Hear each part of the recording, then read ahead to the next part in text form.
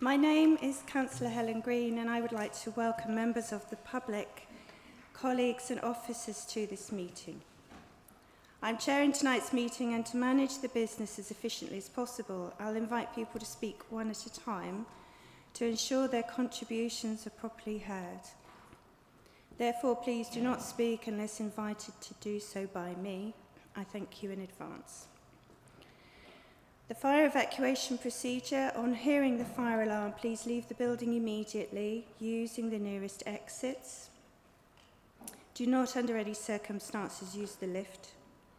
The assembly point is in the area in the Civic Office car park next to the roundabout. You should not attempt to re-enter the building until it is known to be safe.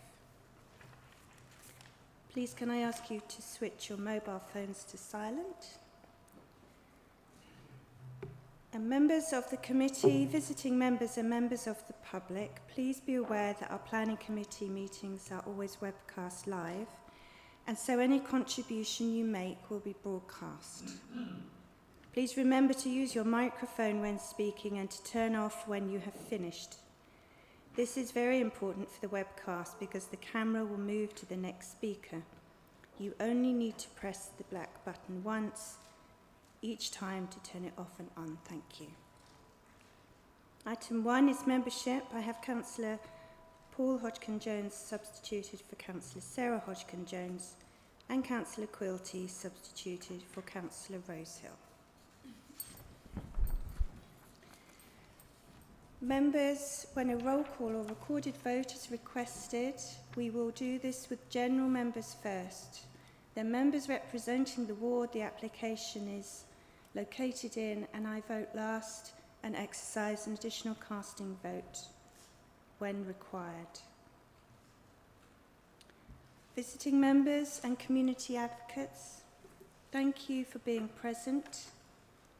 Please make me aware when you leave or re-enter the meeting so a note can be held of that. Officers have tabled papers detailing the application information received in relation to all the applications to be considered tonight. Copies have been circulated to members or are unavailable to members of the public. Do all committee members have a copy? Thank you. Item 3, declaration of interest. Do any members have an interest to declare in connection with this evening's agenda? No? Item 4, the minutes. The minutes of the meeting held 20th of February are included in the agenda. Can these minutes be confirmed as a true record and signed after the meeting? Thank you. So now planning applications. As the papers for this meeting were published and provided to members of the committee 5 working days in advance, and a meeting held by members to clarify technical points has been held. I'll proceed on the basis that members are well informed about the applications and having read the reports. For each application, it's custom and practice in Hertsmere for a member of the public to speak against an application and one to speak in support. Councillors who are not members of the committee may also speak in their role as a community advocate or on the behalf of residents. I understand we don't have any of those councillors here tonight. May I remind members that any request for an amendment, deferral or refusal must make it clear the planning consideration for the minutes. So we go on to the first application, which is 24/1097/FUL, Land off York Way, Boreham Wood. And I invite Trevor to present. Thank you. Thank you, Chairman, and evening members. The application before us tonight is for a site at Land off York Way in Boreham Wood. Site probably and hopefully familiar to most members. It sits behind the new Lidl store on Elstree Way. Originally the consent on the site was for a food discount store on the frontage of the site, which is now Lidl, and for a B2, B8 building at the back of the site. In terms of the proposed development, it's a full application and it's for the erection of a new self-storage facility, which is a Class BH use, and with associated car and cycle parking, landscaping and associated works. The building will be up to 3 stories in height and have a gross internal area of circa around 9,300 square metres. It will have internal layout will comprise self-storage space across 3 stories with ancillary facilities such as management office space, reception, waiting area and WCs. The main access to the site will be, that's slightly incorrect there, it's not shared with Lidl's, it has a separate designated road that leads up to the front of the site, but that is adjacent to the existing car park for Lidl's. In terms of the site, as I said, familiar to members, they have the Lidl store on the front of the site and the large Platoni building on the right of that particular image, obviously being used much of the time now for Sky Studios and for various storage uses in there. And within the centre site, you can just about see the building at the back, which is UK Power Networks. And that will be shown in a little bit more detail on this image. So the site has been cleared. There was an original food and distribution building on the site called Looper House. That was knocked down a couple of years ago now as part of the redevelopment for Lidl's, but the building came down on this part of the site as well. Within this image again, you can see the UK Power Networks building at the back of the site in the centre of that image. And then on the left-hand side of the image, you can see Horizon Place, which is a 4-storey apartment block. And the industrial Elstree Way developments to the right of that image. This is just a view from Elstree Way itself, again showing Lidl on the frontage of the site, and you can see Horizon Place sticking above that to the rear. So on the right hand side of the image, that's where the application site will be. This is just a view from Horizon Place itself, so you can see there is a change in level there, so it does rise to the actual application site itself. There is a kind of corrugated iron and palisade fence behind that to the site itself, but there is a landscape belt in between Horizon Place and the site itself. In terms of the history of the site, as I said, it did have a previous consent from a couple of years ago for the low-cost food discounter on the front of the site, but for a large B2, B8 building at the back of the site, and there's some elevations of that there as well. So because the Lidl store has been built out, that does mean the rest of the site, in terms of the planning permission, stays extant. So if consent wasn't actually granted for this scheme tonight, that scheme could still be implemented.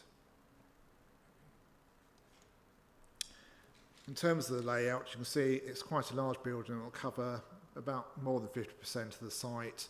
On that particular image, you can see kind of that T-shape, L-shaped building on the left-hand side of the image. That's the footprint of the Lidl store, and the kind of blue-grey area is the footprint of the proposed building, showing some of the subdivision into the self-storage units internally. To the south part of that, you can see the car parking layout, turning and circulation areas as well. There will be 2 disabled bays as part of the car parking facilities on the site, as well as 2 electric vehicle charging bays as well. At the bottom of the image, in the blue as well, there are some smaller self-contained units as well, which will actually have drive-up parking immediately in front of them as well. Just turn into the scale and form and the design of the building.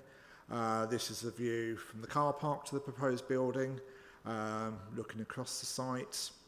As I said, it is 3-storey. It almost reads as 2-storey in many respects, but it is a 2-storey rectangular sized building. And this is just the rear of the building, and that's is taken from Horizon Place. You can just about see it. It's difficult to read on that. There is a blue dotted hatch line on that particular image. That's the height of the extant consent. So that's the building that has been approved on the site. So this particular building will be 2 metres higher than what was actually approved. But when we look at the actual cross sections of the building, you'll see it has actually been sloped, so it actually slopes away from horizon place. So in terms of the actual eaves height of the building, where it's positioned with horizon place, it is exactly the same height as what's been approved from the previous consent on the site. So whilst it is higher, 2 metres higher, it's about 32 metres away before you actually get to that 2 metre increase in height. And that's just the other cross section from the other side of the building. This is the roof plan. So indicatively that shows that the black lines across there are the photovoltaic array that will be provided as part of the scheme.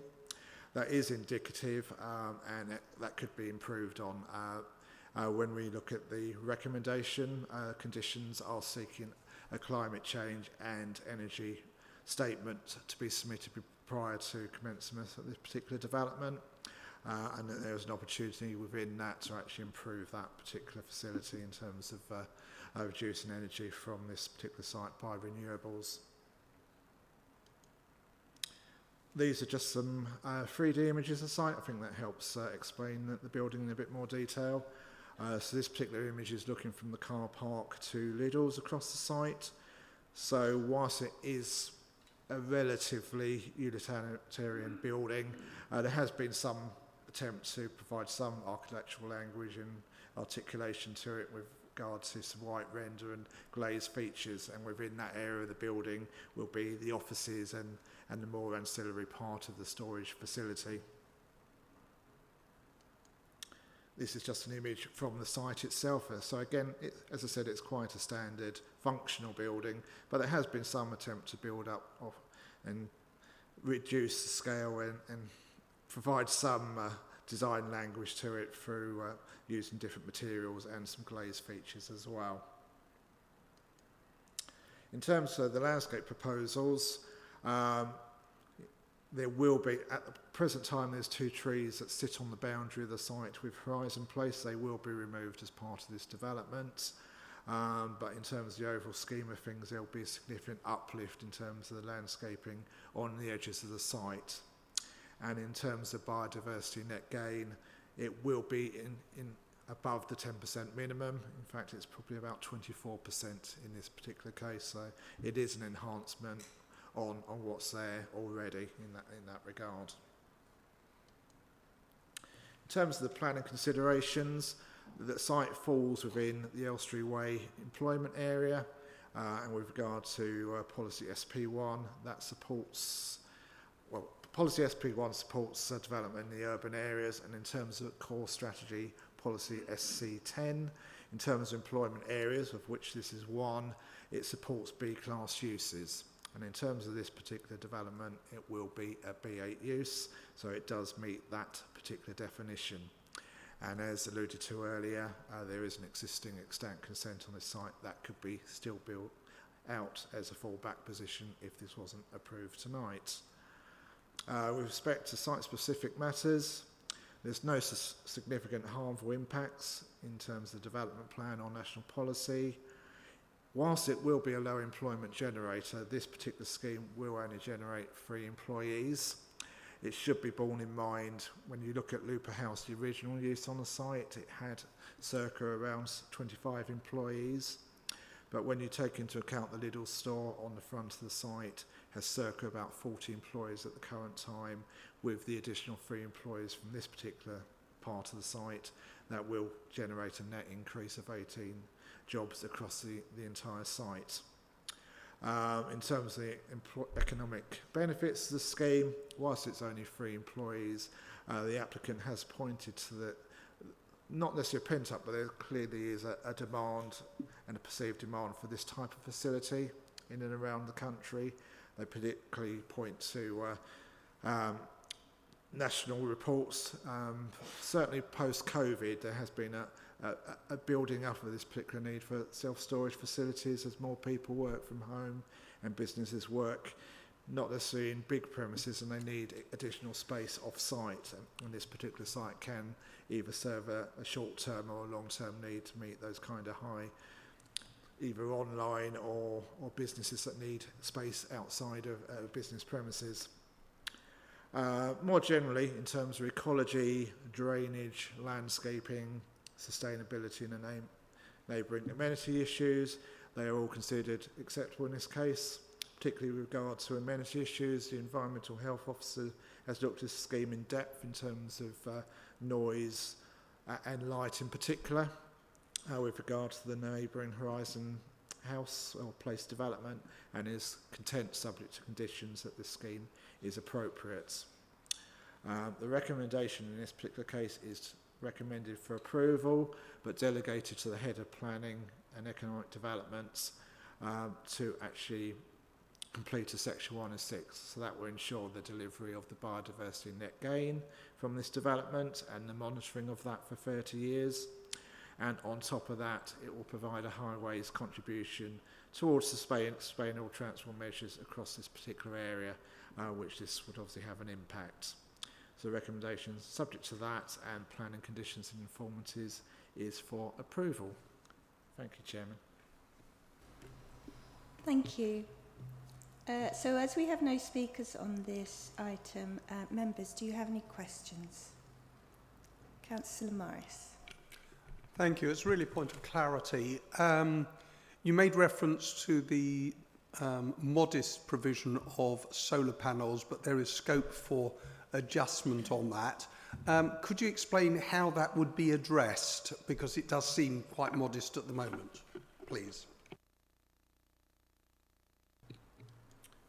Thank you. Yes, I was just going back to the image. So the proposed roof plan, just indicatively, those black lines on the plan is the array proposed at the current time.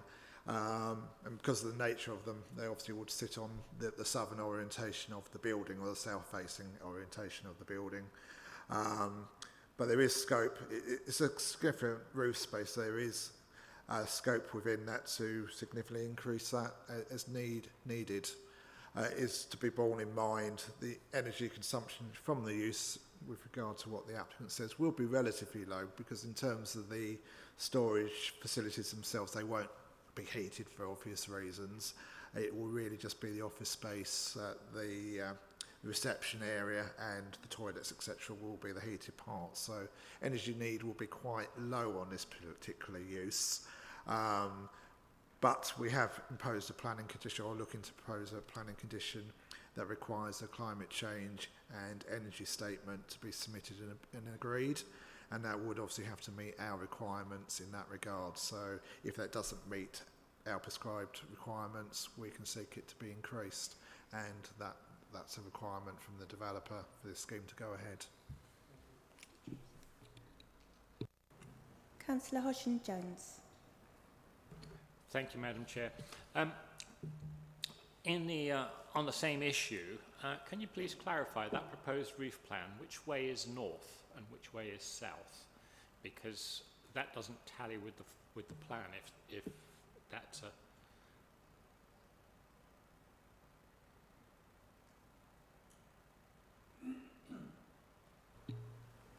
Well, it certainly wouldn't be optimum. You can just about see on that image, the north is on the very northeast side of that particular image. So it's kind of more, I guess it's facing southeasterly, isn't it, that particular roof slope? But that, in terms of what they can optimise here, that's probably the roof they would have to use to achieve that. It is a sloping roof.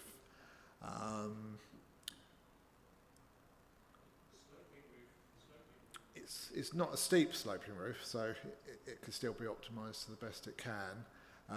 It certainly wouldn't be on the back end of that, because that is north facing, so it would be the slope that would be to the car park side of it that can deliver the best roof slope. Back to the slide of the roof plan, please.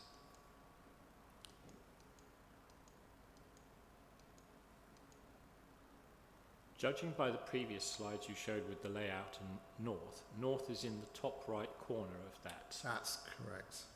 And therefore those black areas that are shown for the solar array are facing southeast, but there is a large expanse of sloping roof facing west that could be more profitably used for solar panels, and that's one of my questions, why they've chosen to put them on the side where they have, which is on top of a flat roof, and they haven't used the southwest, well, it's actually northwest, but the west facing slope, which would actually generate more power.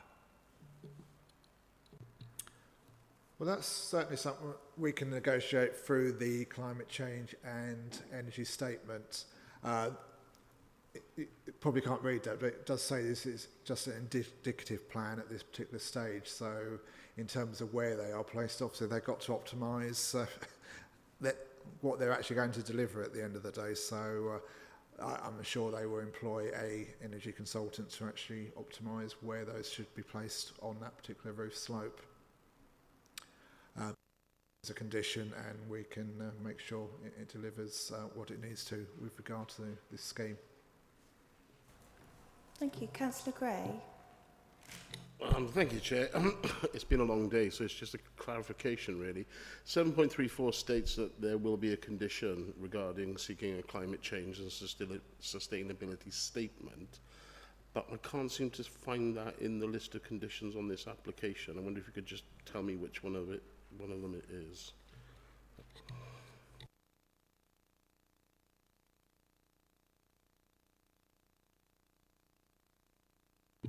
So if you just bear with me, I will find that condition.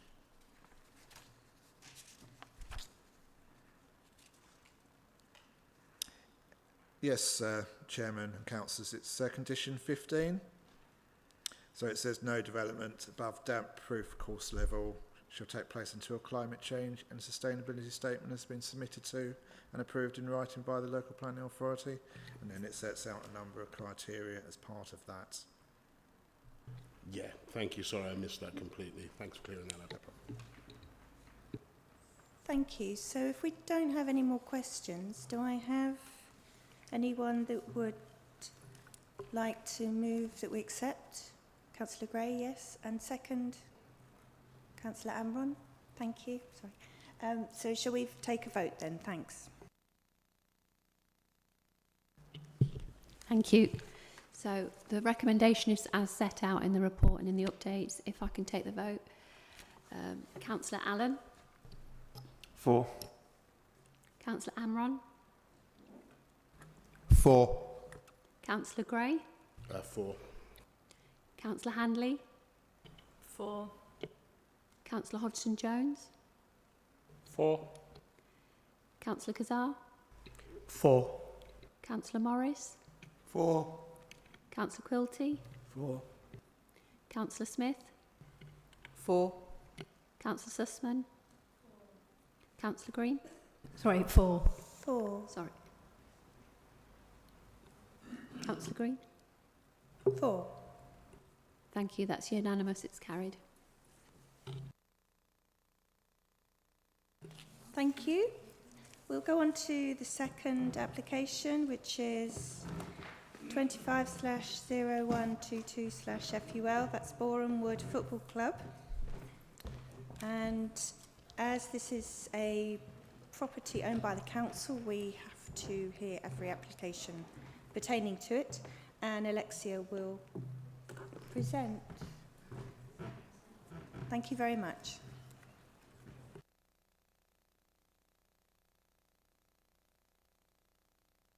Thank you, Chair. So this application is brought forward to the committee as the land on which the application site sits is owned by Hertsmere Borough Council. This is the application site. The proposed development relates to the removal of 4 existing floodlight masts and fittings and the erection of replacement masts and floodlights. The proposed development is brought forward in order to improve the quality of the lighting at Boreham Wood Football Club in order to accord with the lighting broadcasting requirements set out by UEFA and the EFL. So the update sheet notes that existing plans have been provided that indicate that the existing masts are 24 metres in height. The assessment was made based on the contents of the design and access statement, which stated 19 to 20 metres for the existing masts. So the existing and proposed are now of a similar height, and this is discussed further in the assessment section of the presentation. This is the aerial view of the site. The site is located on the eastern side of Bruffindge Road and on the southwest corner of Meadow Park. The application site forms part of Boreham Wood Football Club, and it includes the clubhouse, covered stands, car park, mobile classrooms, turnstiles, flood lighting, toilets, club shop and food stalls and other facilities relating to the football club. These are some of the site photos with the map on the bottom right corner indicating the location of the photos, and it also includes all 4 masts that exist on the site presently. Moving on to the planning considerations for this proposal. So the site is currently used by Boreham Wood Football Club, the Arsenal's women's team, and youth development sides. The Boreham Wood Football Club team is seeking to achieve EFL entry, and the fixtures for Boreham Wood and the Arsenal women's team are televised. There are specifications for minimum levels of flood lighting that need to be achieved for broadcasting purposes, and the existing floodlights do not achieve this. These are the existing masts on the site in the plan submitted by the agents, and these are the proposed floodlight masts, which are all identical throughout the site. They are 24.4 metres in height.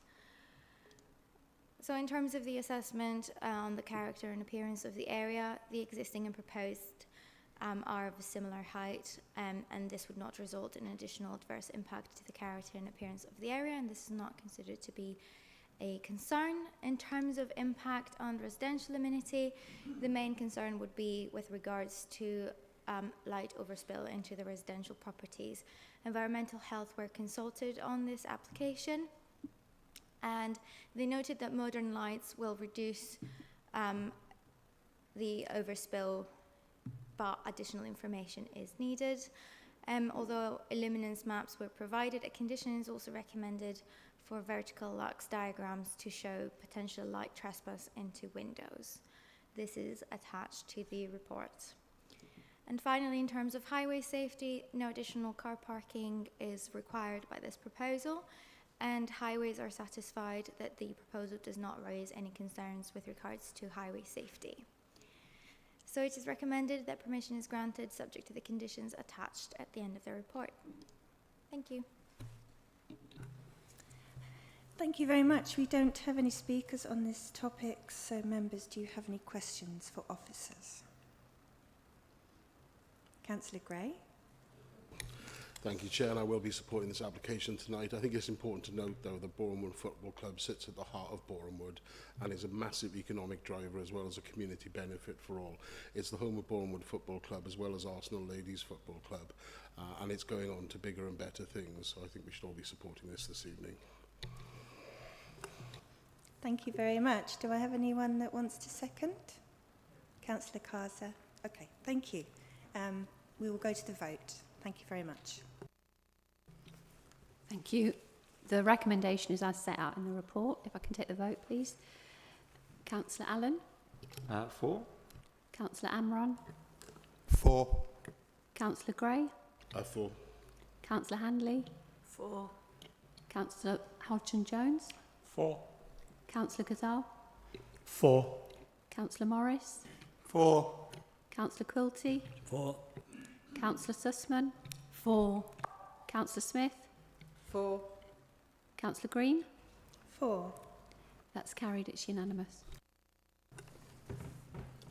Thank you very much. We move on to 23/1329/MPO The Crown, 1 Shenley Road in Boreham Wood. And I invite Emily to present the application. Thank you. Thank you, Chair. I will be presenting the application for the Crown, 1 Shenley Road. The application proposal is for the modification of the planning obligation within the Section 106 agreement dated the 30th of July 2021 under application 15-1508 FUL, specific to Schedule 2, Clause 3, to remove the obligation to provide 3 units of affordable housing and allow all housing units to be sold at market rates. This is an aerial view of the site, and you can see the application site is there in the centre at the top of Shenley Road, Boreham Wood. The site lies on the corner of Shenley Road and Theobald Street, south of Boreham Wood Shopping Park and across the road from Elstree and Boreham Wood train station. This is a photo of the site as existing, where members can see the former pump has been converted to Sainsbury's at ground floor level with residential accommodation above. With regards to the background to the site, under the application 15-1508 FUL, planning permission was granted for the creation of 9 self-contained dwellings in the upper floors of the building, the former pub building. The officer's recommendation to approve the application was agreed by the committee at the time, and the development has since been enacted and completed. Under this application, it was proposed by the applicant that it was proposed by the council that in accordance with the Affordable Housing SPD 2015 and policy CS4 of the core strategy, that 35% of the dwellings would be affordable housing units. 3 of the units were secured as shared ownership dwellings via a Section 106 agreement. Members can see the section of the Section 106 legal agreement that relates to the shared ownership units. Subsequently, an application was submitted under reference 180718 MPO, which sought to modify the wording of this Section 106 agreement relating to Schedule 2 to allow all the housing units to be sold at market rate. The application was presented to committee in January 2019 with a positive recommendation from officers, but however, the committee's decision was to refuse the application. Under an application submitted in 2020, approval was given by the committee for the alteration to the wording of the Section 106 agreement of the original application to vary the type of the affordable housing from shared ownership to discount market sale housing. Members can see on the screen the wording of the Section 106 agreement under this application, which sets out the eligibility criteria for someone looking to purchase the property, which includes stipulations that the individual would have to be a resident of Hertsmere, be employed somewhere in Hertsmere, have a relative within Hertsmere, and that any household would have to earn less than £80,000 a year.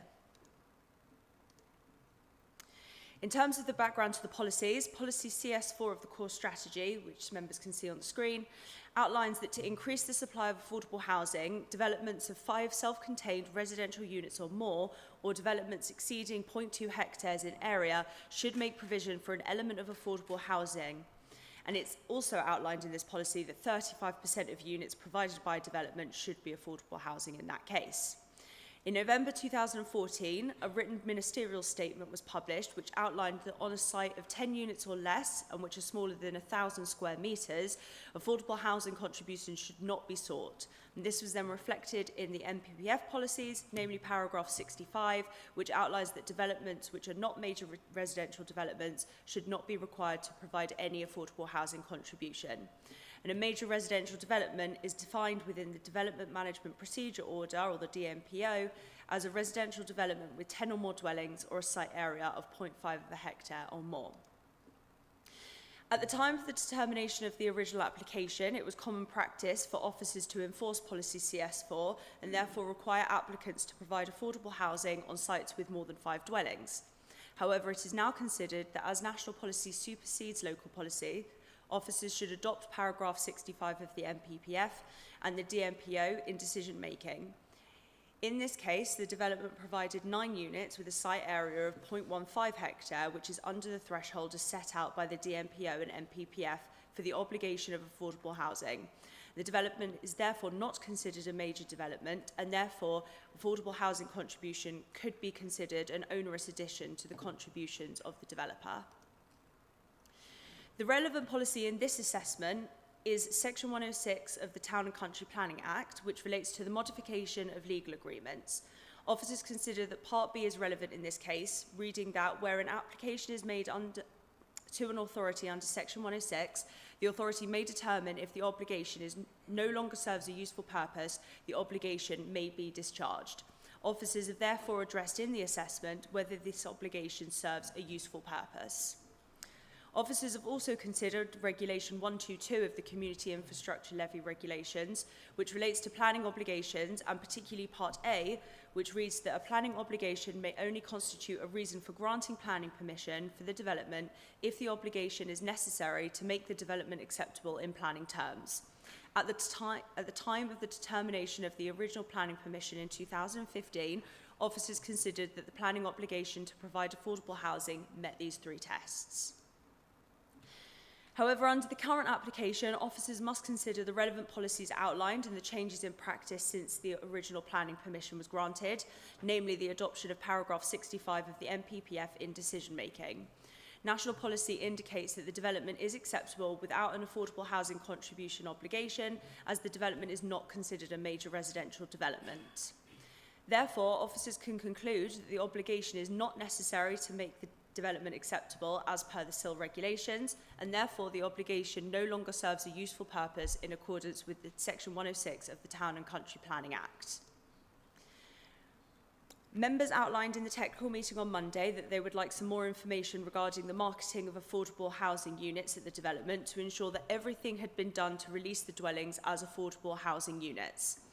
In addition to the policy that has been outlined above, the applicant has provided evidence to indicate that the affordable housing units have not been able to be purchased, and hopefully members have seen the letter that was sent by the agent that was appended to the update sheet. I'm just going to run through some of the points that were raised in that letter. Evidence has been provided that in 2018, following the enactment of the development, the applicant reached out to 170 registered providers to take on the shared ownership dwellings. However, there was a limited response from the registered providers, and responses that were received outlined that the registered providers would not be interested in taking on the dwellings. The response given for this was the reason given for this was that the number of dwellings was too low, being only 3. And the fact that the units were not in a single block for management purposes, that is to say they were interdispersed with privately owned units. It is typical for registered providers to refuse to take on low numbers of dwellings, as the cost of managing and then releasing the dwellings would be too high, and this would then be reflected in service charges, which would in turn make the units unaffordable, which makes the whole situation untenable. In addition to this, the applicant reached out to Hertsmere Borough Council at the time, who were not able to take on the affordable housing units for the same reasons, but worked with the applicant to provide further information on registered providers who were reached out to. However, this resulted in no agreement as well. Evidence has also been provided that following the decision in 2018 to retain the obligation for affordable housing, the applicant reached out to registered providers again, but with no success, making this the second time within 2 years. In terms of the current application, the initial evidence that was submitted with the application included letters to several registered providers following the change of tenure of the affordable housing for shared ownership to discount market sale housing, with no uptake and limited interest in taking on the DMS properties for the same reason as previous years. Other evidence provided was an estate agency letter outlining that there had been limited interest from the public in the properties. However, officers did not feel that this letter was sufficient to show the reasons for the dismissal of the purchasers. Therefore, the applicant remarketed the properties between August 24 and March 25 and made a note of any public interest. And this evidence showed that there was very little interest in the properties, and those who did show interest were not able to secure the properties for 2 primary reasons: that they were not able to meet the financial criteria of the discount market sale housing, or did not work or live in the borough, which was a stipulation of releasing the DMS housing in the respective Section 106. Additionally, evidence was provided to show that following the change of the affordable housing units to discount market sale housing, the properties were marketed at a lower rate from 2021 to the present, advertising at 20% of the market sale units and with the eligibility criteria included in the description of online marketing platforms. The evidence that has been provided with the current application and previous applications regarding the disposal of the affordable housing units does not supersede the policies that were discussed earlier in the presentation. However, it does give officers indication that the discount market sale housing interest has been low or the eligibility criteria has not been met. Since the development was completed, the affordable housing units have been marketed as 2 types of affordable housing and have remained unoccupied. Officers must consider that the housing supply in Hertsmere is at a critical level for market housing, and the council currently has no housing 5-year land supply. Inspectors in previous appeals have outlined that a single dwelling could contribute positively to the housing stock of the borough, and therefore officers consider that the release of the units could contribute to the market rate housing stock in Hertsmere. So to conclude, officers consider the planning obligation to provide 35% affordable housing units to no longer serve a useful purpose or comply with Regulation 122 of the SIL regulations. Officers are satisfied that the evidence shown indicates that the housing units contribute positively to the housing stock of the borough and therefore recommend the modification of the Section 106 agreement to remove the obligation for affordable housing. Thank you. Thank you very much. We have a speaker on this topic, so may I please call Mr. Matthew Pearce to speak for the application. Thank you, sir. You will have 3 minutes. Thank you very much. Good evening. My name is Matthew Pearce from HGH Consulting, and I'm representing the applicant this evening.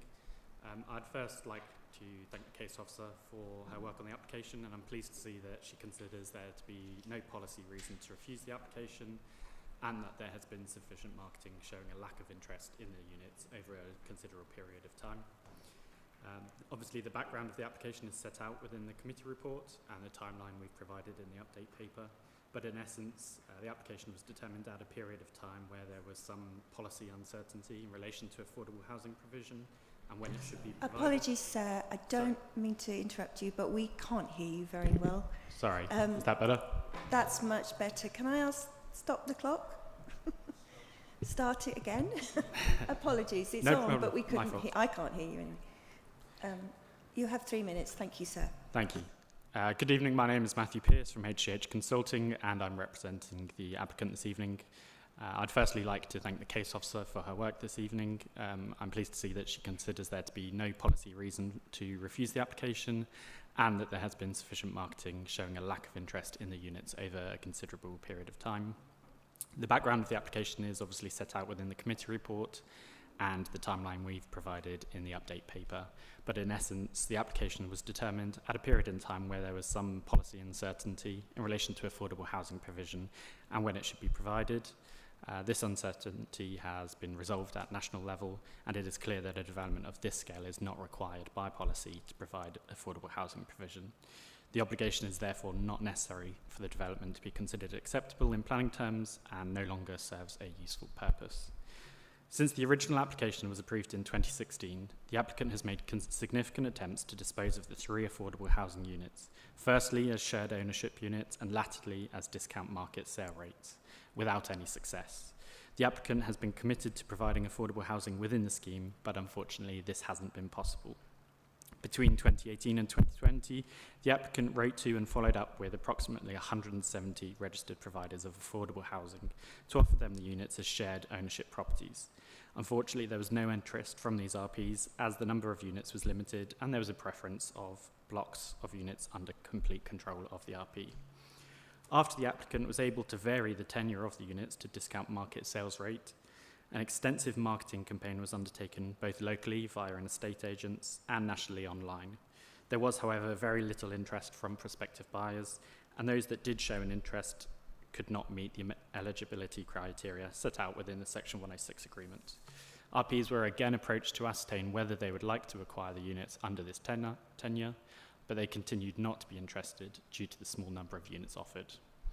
The applicant has therefore applied to remove the obligation based on the lack of policy requirement for it and the evidence of extensive unsuccessful marketing. Approving the application this evening will mean that the units can be released, giving people somewhere to live, rather than continuing to remain vacant as they have for the last few years. There is obviously a significant need for housing in Hertsmere, and allowing these units to be occupied would make a small contribution towards meeting this housing need. I therefore respectfully ask you to support the application and approve it tonight. Thank you. Thank you very much, sir. Officers, do you have any comments before I ask members? No? I understand Councillor Sussman would like to ask, and then Councillor Gray, and then Councillor Hodgkin-Jones. Thank you. Thank you, Chair. Sorry, in the amendment that we got sent earlier, it didn't say about the marketing August 24 to March 25, which was on your screen. Can I please ask Mr. Pearce where it was advertised in that time? Is that allowed? It's quite important to my train of thought. Yes, you can answer the question, please. Thank you. If you Mr. can. Pearce, sorry, you said that there was marketing August, or we were told marketing August 24 to March 25. Where was that, please? So that was both online on Rightmove, so a national website for sales, and locally with an estate agents. Thank you. The first thing that I will say is actually I am a local estate agent, and I pay a lot of money each month for Rightmove. And actually, whilst I've been sat here, I've gone on the sort of back end Rightmove Plus. I've got every date that those properties were marketed. And the last time that is shown as marketed is two years ago, and that they haven't been online for the last 2 years. And I would suggest that extensive marketing would, well, in fact, I need to talk to the chair. I would suggest that, apologies, that extensive marketing would be any marketing or some. So I just don't feel comfortable, actually, that as I cannot see evidence of it being online and I have access to this, and it wasn't mentioned on the sheet that we got earlier, which wasn't, to me, a detailed list of marketing, but more a sort of timeline to fit in with the rhetoric. I personally don't feel comfortable, and especially given agents that were based in Hampstead or Kensal Rise for much of that time, that they were using sort of particularly local agents. And I think given the market's really changed in the last 2 years, since I can see evidence of them being actively marketed, that I feel there is a much different demand now. And for that reason, I can't support this. And before someone moves it to something, I want to come back with a condition, but I'll wait and see what colleagues have to say. Thank you. Hang on 1 moment. Yes, Councillor Sussman, Care Officer would like to ask you something. Yeah, sorry, I suppose everyone else. Thanks. This is a bit weird because it's me asking a clarification from you and not the other way around. Is it the case that you can see evidence that it hasn't been marketed for the last 2 years? Or before that? I'm just trying to gauge when it wasn't. I've got my screen now. I could show you all the dates and how many days it's been on and with which agents, because I have access to the back end of Rightmove. There is no evidence of it being advertised on Rightmove for 2 years, February 2023. No. It was marketed up until then, but I'm saying that you told us that it'd been extensively marketed, and I don't believe it has been marketed for the last 2 years. I'm not saying this to be argumentative because you have the information there. However, you'll have noted the application number on this is 23 bunch of numbers MPO, because I've been dealing with this application since 2023, and during that time I have not been idle. We have been trying to assess the application, and so part of that assessment is that I've been on Rightmove looking at the properties and things like that. So in terms of my own experience, again, not to be argumentative, I'm confused as how it's showing for you that there's no marketing when I've been able to see it online through the assessment.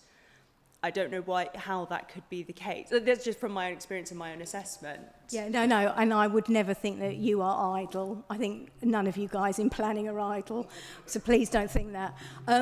I can only go on what I've seen, and I think that I was very clear at technical planning meeting to ask for some demonstration of marketing that has happened, and the timeline that we've received doesn't actually clarify that, but my evidence from searching on Rightmove, the back end I did it from December 2018 to March 2025 on that postcode, and I can see who it's been advertised with for how many days, and I can't see anything for the last 2 years.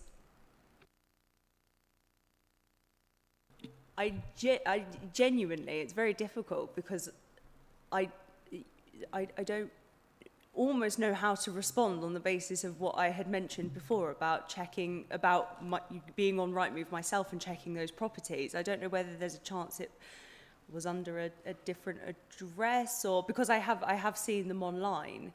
Okay, I could be wrong. I'm only just sort of looking on the back end, and I'm just surprised, having asked for sort of a marketing history, that we were offered a timeline and not the marketing history. Yeah, I think we also, I think there was some evidence that if I go back to this one, it's difficult to see the date on that, but obviously in the collection of evidence, again, apart from being on Rightmove and various other platforms, myself doing my own planning officer sleuthing, we were submitted screenshots like this from Rightmove that had the correct dates on them. So again, it's very difficult for me to, again, I don't want to be argumentative, just speak, you can see what you can see and I've seen what I've seen. Obviously being able to see this online has helped me to make this assessment, and you know, looking at it has led I could to be wrong, and if I'm wrong, I'm wrong, but it's just that in my research, following on from receiving that document, that's just what I could find. Okay. So, thank you, Chair. If I may just make a point. In terms of the postcode search, with a lot, I know it's not a new build, but with new developments, whereby whether they're built or converted, if the street naming and numbering hasn't been completed, the postcode search you've done, it may have not been done on the postcode. So it's possible, I'm not saying necessarily because I don't know, but it's possible that the postcode when it was advertised wasn't live, and so may not show up when you're doing your search. Thank you, Chair. Thank you. If we could have some more, because I believe there are some more questions. So it's Councillor Gray, and then Councillor Hodgkin-Jones, and then Councillor Morris. Thank you. Thank you, Chair. And I think this goes to the nub of the issues that I had with this particular application, and we did discuss it in some detail in our technical briefing, and I've got no reason to not believe Councillor Sussman. She is an expert in her field at the end of the day, running a very successful estate agent. The question that we had, though, was the evidence that was submitted along with this application by the applicant was a list of about 18 affordable housing providers that they sent letters to some 6 years ago. And then a screenshot from a Rightmove website that shows dated the 21st of April 2021, where they had changed to market them at a market discount rate, some 3 months before we give them permission to actually do that. And that's the only evidence we actually had. The thrust of the technical meeting was, though, while we wanted to believe the applicant in what they're saying, and we wanted demonstrations of what work they'd done to market these properties to make sure that they had explored all opportunities, I was really disappointed, actually, when we got our update sheet to see that we just had a timeline with no evidence. I've heard the agent talking about 180 housing associations they've spoken to. I heard you talking about multiple websites and multiple listings. Well, that evidence should have been sent to us then, because I can't determine this application without that. I've got a page from 2021 detailing the change we gave them permission for 4 months before we give them permission to make that change, and a list of housing associations they wrote out to in 2019. That doesn't demonstrate to me that they are really trying to market these properties. And there seems to be a vast amount of evidence from what everybody's saying, but none of it has come to this committee, and you're asking me to make that decision. So I can't. I really can't. If they truly want to sell these at affordable rates, and they can't, they need to demonstrate that. If they truly believe in providing affordable homes, then they should have come to us with a sort of like commuted sum so that we could take that away and build our own affordable homes. But that was not forthcoming either. I can't say what was in their mind, but it does sound like it was an offer to get the planning permission back in the day that they never had any intentions of actually delivering on. And that's the concern I have. Bring me the evidence, show me everything you've tried to do, let us see that, And if that is the case, then I'm minded to let this happen. But I've got nothing to base it on at the moment. Thank you. Councillor Hodgkin. Sorry, pardon me. Officer. Respond. Thank you, Councillor Gray. I think that covers a lot of the concerns that were raised in the technical meeting, and I apologise if you feel that the evidence given with the update sheet was more of a timeline than evidence put in front of you. I think it's important to note under this application that while I understand the concerns that since the planning permission in 2015 that there has not been sufficient marketing or that we haven't seen that marketing, we must keep in mind that there was an application in 2020 where the evidence that we spoke about earlier about the marketing to registered providers was provided to the case officer at that time, and there was an agreement under that application that sufficient evidence had been provided to indicate that those units could not be released as shared ownership, and therefore that was sufficient evidence at that time to change the use, change the typology to discount market sales. So in a way, that change and that evidence has already been seen, that's already been agreed. What we're discussing under this application is whether it is acceptable to move from discount market sale to having no affordable housing. So I do understand in terms of wanting to see it overall that you would want to see, you know, over an entire timescale, the letters that were sent to the registered providers were made public online. Obviously, there were a fair few of them. I was considering putting up an example of the letter on the presentation, although I didn't feel that that would add anything to the presentation or to the assessment. Obviously, officers have seen that evidence. It is available publicly, and we were content that that was sufficient. So I just wanted to make, in terms of the timeline evidence, clear. Yeah, and I completely take your point about the actual social housing in that instance. But then the question asked is why bother even putting that in the evidence pack that you sent to us? Then if we've accepted that they wrote out in 2019 to all these housing providers and there was no interest, and that was the reason that we decided to let them go for a discounted rate as opposed to shared ownership, what's the point of giving us 2 pages of letters that they sent in 2019? We actually only have one piece of evidence, which is the Rightmove listing from 2021. We're in 2025 now, and you're saying you've done all this marketing and we get that. It's just, I want to believe them, and if that's the case, I will happily, but you need to give me the evidence to see for myself. Councillor Hodgkin-Jones is next. Thank you. Thank you, Madam Chair.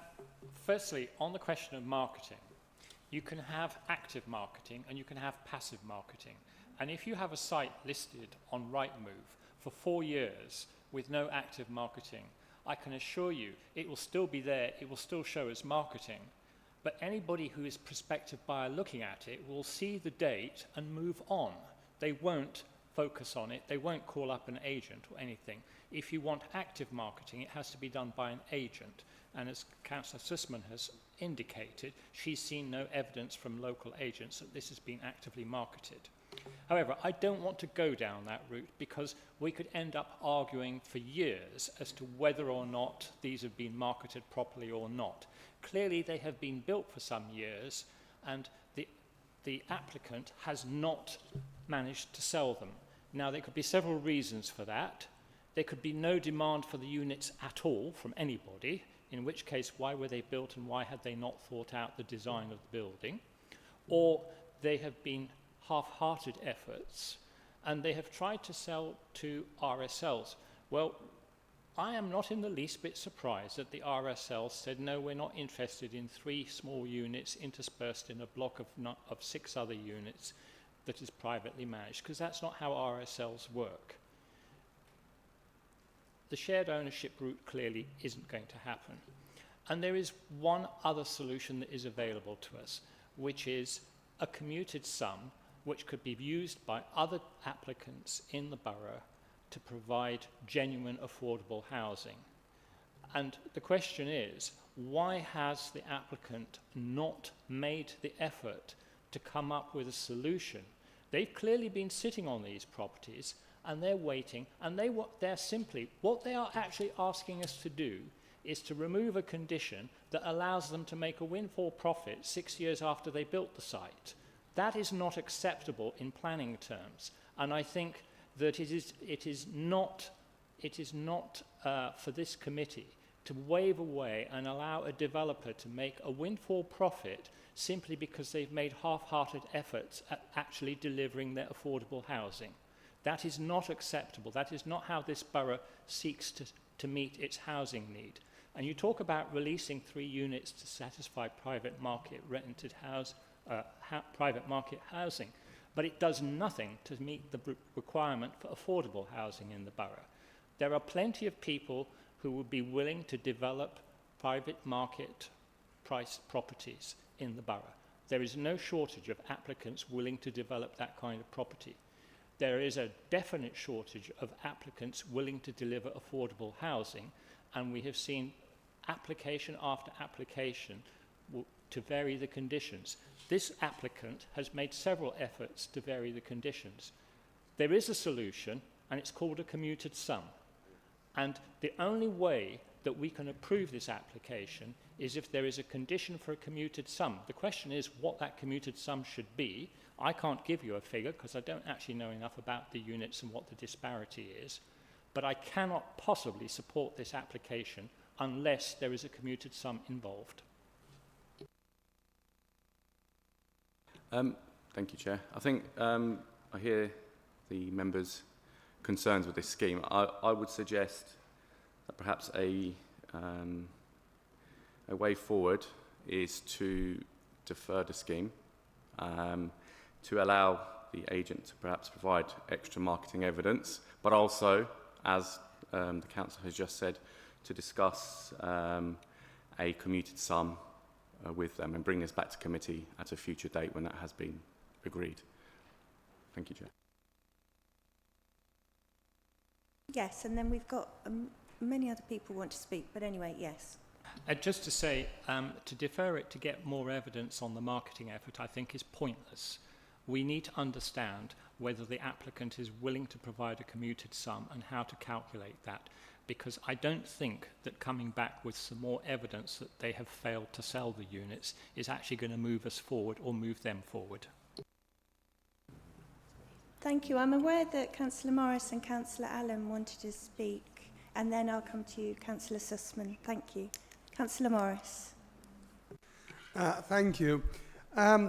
It's an interesting one, this, because, and be as aggressive as you like, Emily, we're quite happy to listen to you all evening.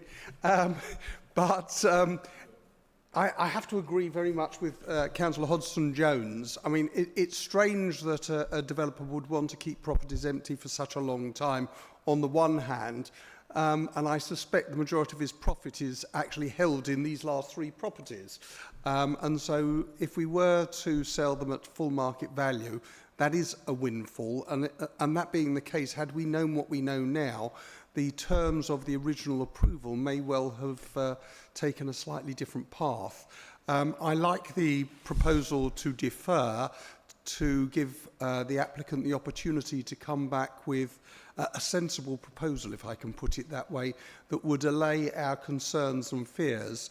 And so I would support that particular route, and I don't think I need to say much more than that. Thank you. Councillor Allen. You've been very patient. Thank you. That's okay. So it's a tricky one, isn't it? Because we have 3 empty flats in the very middle, in the very centre of the borough's biggest settlement, and they've been empty for the best part of a decade, and we can't allow that situation to continue one way or another. And I think it's going to be very difficult to determine how much advertising is the correct amount of advertising.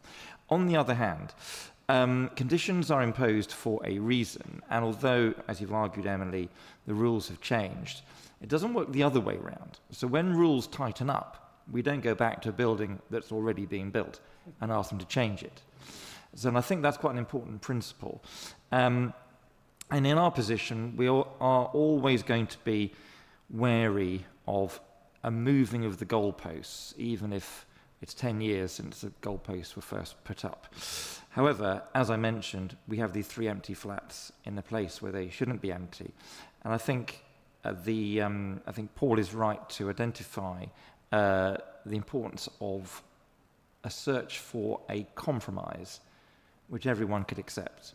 and therefore, although he has more expertise than me in the technicalities of it, I think I would agree that a deferral to try and find a third route out of this situation would be very sensible. Thank you. Councillor Sussman. Thank you. Okay, so I've obviously been looking at the back end of Rightmove, and I haven't looked at the front end that everyone else does, but I would definitely support a deferral, I think, with more detail of what we actually asked. But the condition that I was toying with earlier, which I don't know, but I would like to see the applicant doing it, is to actually be marketing the properties whilst this is happening with local agents. I think we just have an obligation to be supplying these sorts of properties, which we have a dire shortage of, and I think there is a need. And I think there's other things that the applicant can be doing to help us, which is to approach all the agents who have marketed the property to be asking for their reports from the back end of Rightmove, which will show the hits and the interest.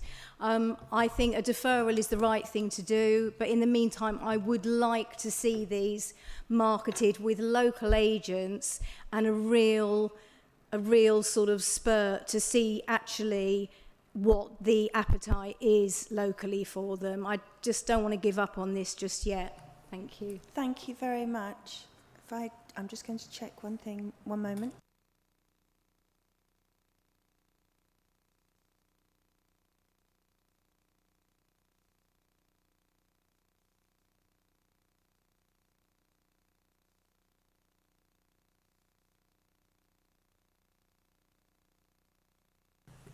We have to make sure that when we defer, we're deferring on the original application, and then we can then go back to the applicant and have them put forward a new application that includes some of the things that we've been discussing.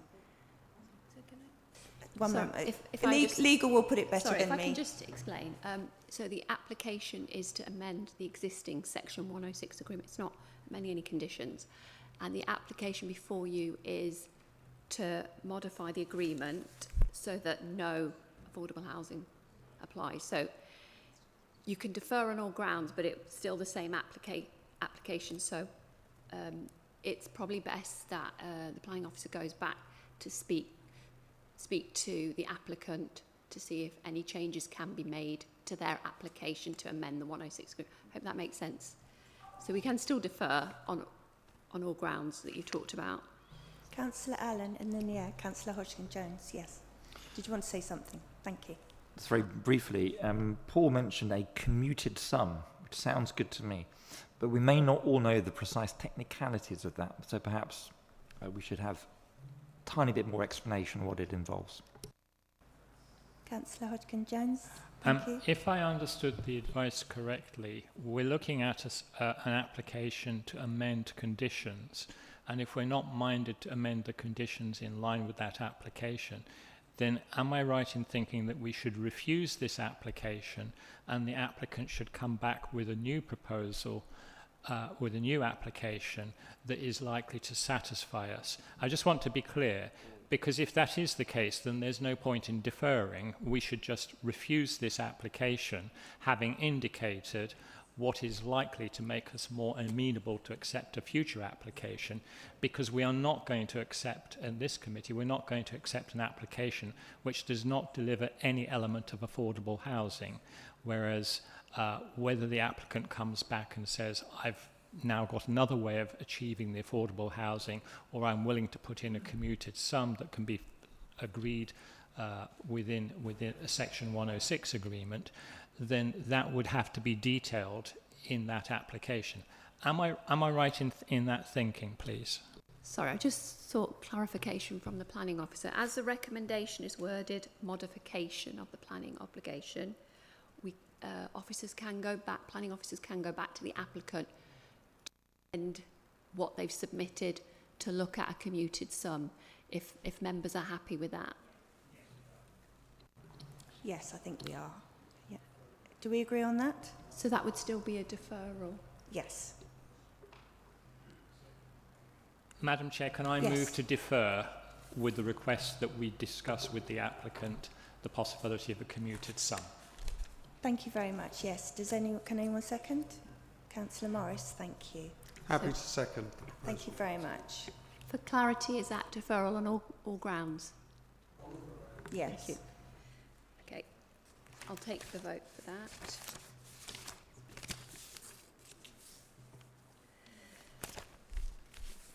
Sorry. Councillor Allen, for deferral, sorry. The recommendation is for deferral of the application. For deferral. Councillor Amron. For. Councillor Gray. 4. Councillor Handley. 4. Councillor Hodgson-Jones. 4. Councillor Kazar. 4. Councillor Morris. 4. Councillor Quilty. 4. Councillor Smith. 4. Councillor Sussman. 4. Councillor Green. 4. That's unanimous. The recommendation for deferral has been carried. Thank you very much. Can we move on, or does anyone want to break? No? Okay. Lovely. So the next application is 24/1557/LBC, Home Farm, Aldenham Road. And Caitlin will present to us. Thank you.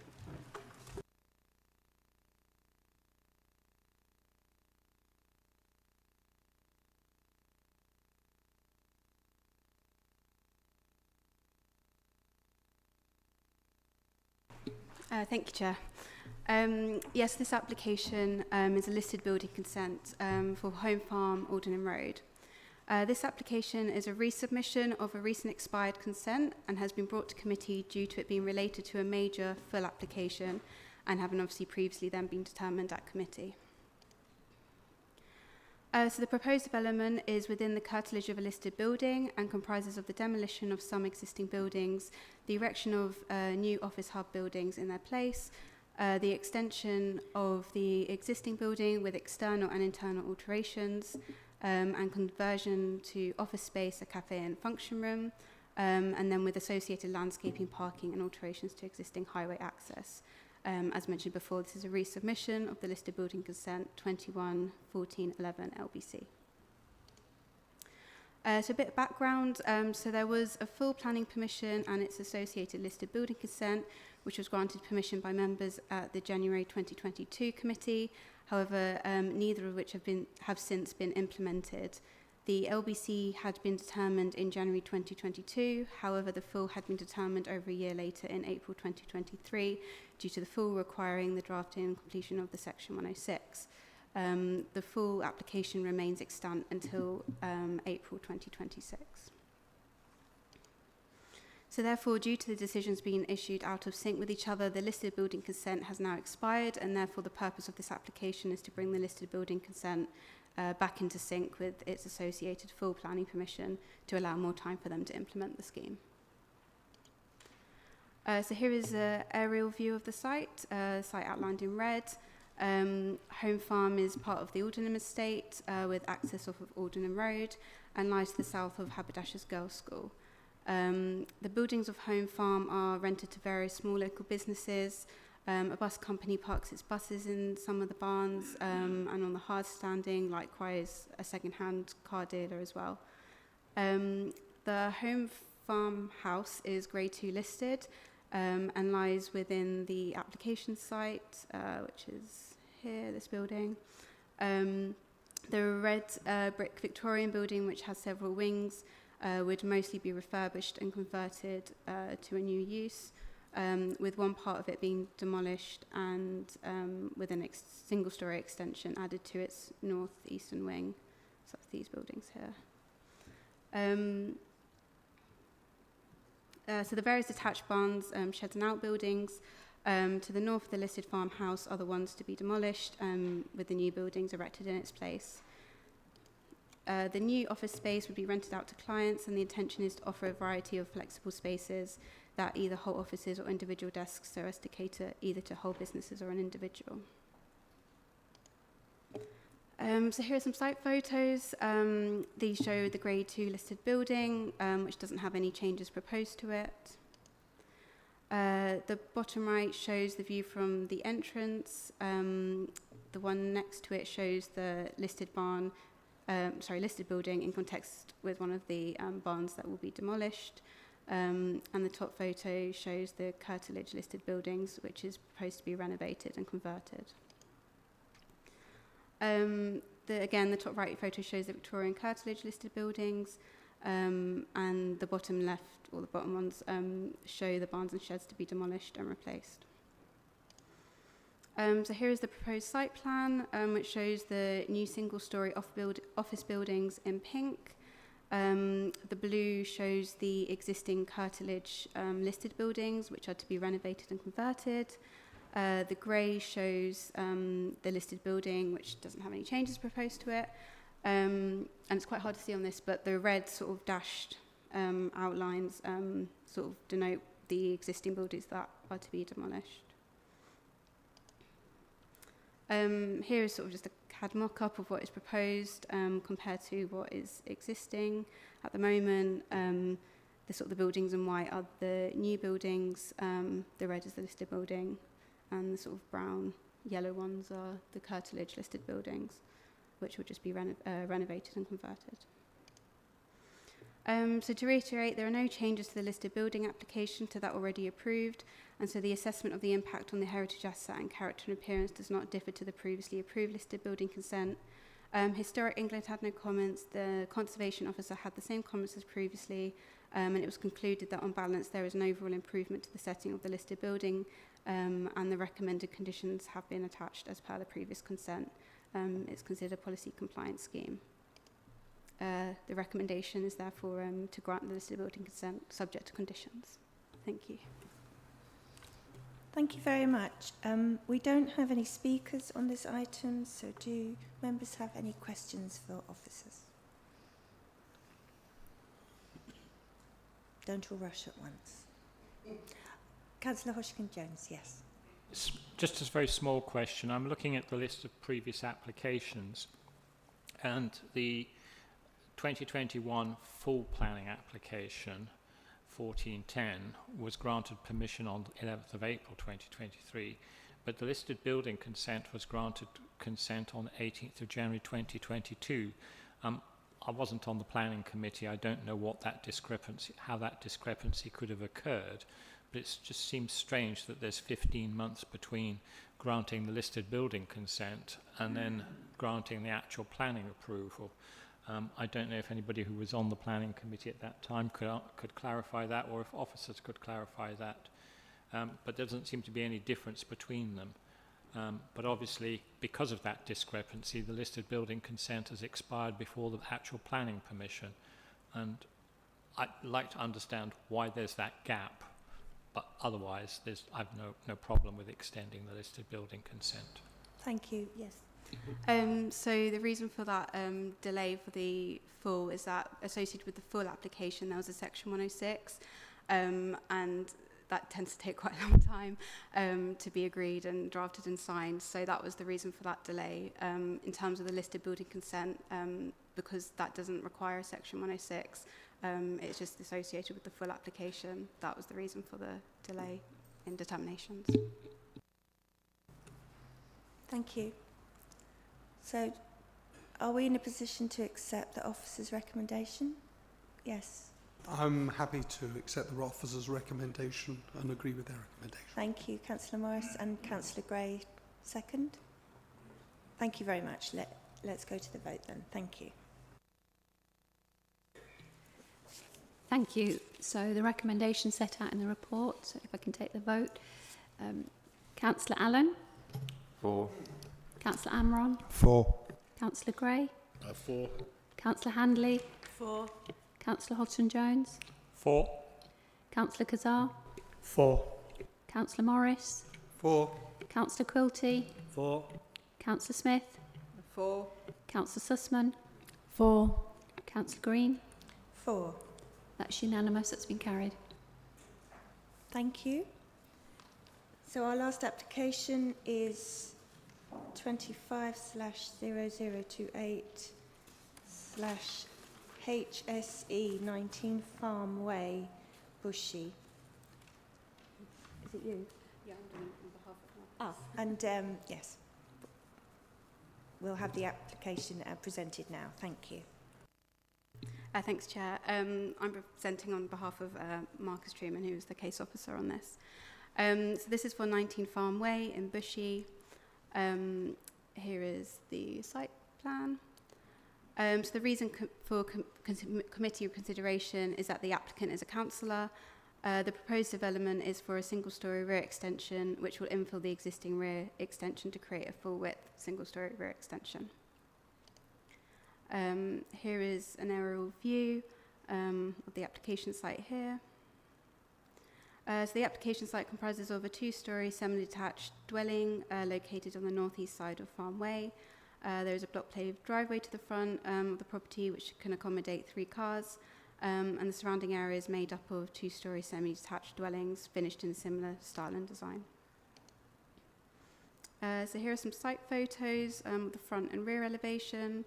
Here you can see the existing single-storey rear extension.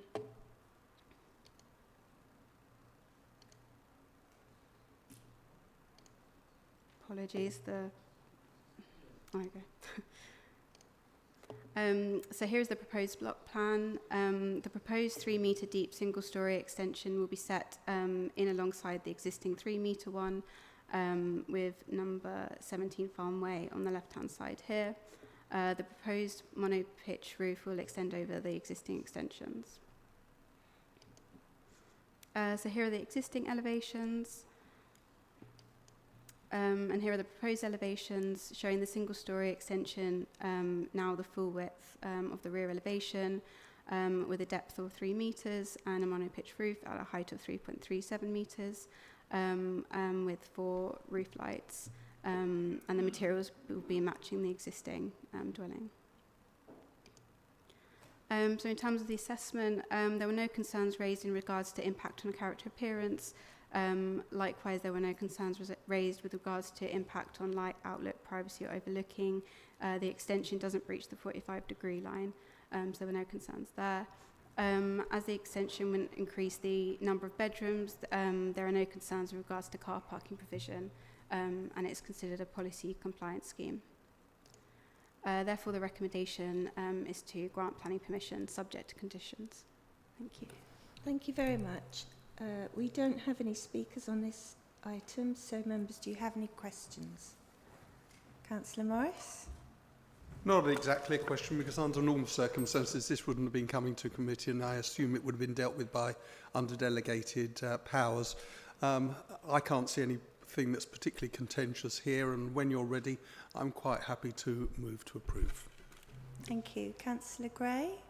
Took the words right out of my mouth, to be honest with you. It's just one of those kind of rules we have to follow. Wherever a councillor wants to make any changes, it has to come before this committee, so I'm more than happy to second.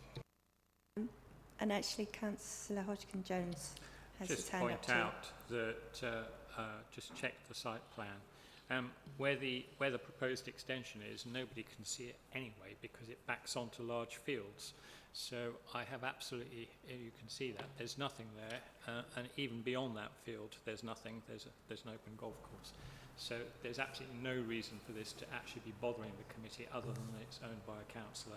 So Thank you very much. So, Councillor Morris, propose? I'm happy to propose. Thank you. And Councillor Gray, second? Indeed, Chair. Thank you very much. And if I could third it, I would. Okay. Thank you very much, Councillor Amron. Let's go to the vote then. Thank you. Thank you. The recommendation is as set out in the report. If I can take the vote, please. Councillor Allen? 4. Councillor Amron? 4. Councillor Gray? 4. Councillor Hodgson-Jones? 4, even though I'm out of sequence. Councillor Kazar? 4. Councillor Morris? 4. Councillor Quilty? 4. Councillor Smith? 4. Councillor Sussman? 4. Councillor Handley? 4. Councillor Green? 4. That's unanimous. That's been carried. Thank you very much. Item 6 on the agenda are planning appeals. Can everyone confirm they've received their current list of appeals? Thank you. Item 7, any other business I consider urgent, which there is not. And item 8 is a date of future meeting, and the next meeting will be held on the 24th of April. And I thank you very much for your time this evening. I close the meeting at 19:24. Thank you.